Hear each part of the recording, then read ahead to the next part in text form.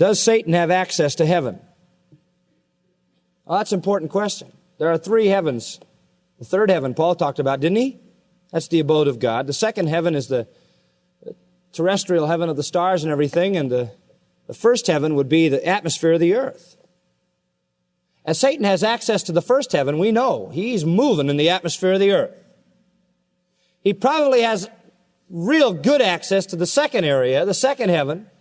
Somebody asked the question, what about UFOs? I think if you check carefully into Satan's strategy, you'll find that probably 99% of all UFO appearances is Satan fooling around in the terrestrial atmosphere.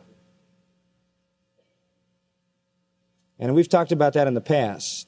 But does he have access to the third heaven? Yes, he does. Read the book of Job. He entered right into the presence of God. You say, I thought he was kicked out of heaven. He was, but once in a while the Lord lets him back just for his own purposes, the Lord's purposes. But you want to hear something interesting?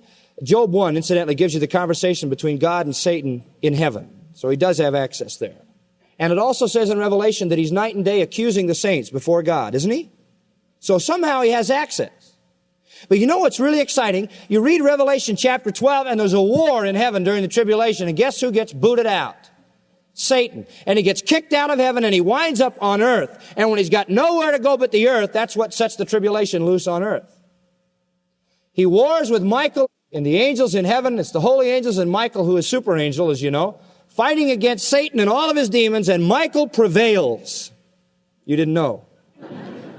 Right, he's God's champion angel. Whenever there's a great war, Michael's out front, leading the troops. And so the battle in Revelation 12 winds up with Satan being cast to the earth, and when he's left to the earth, all of heaven is closed to him until such a time as then he is cast into the pit.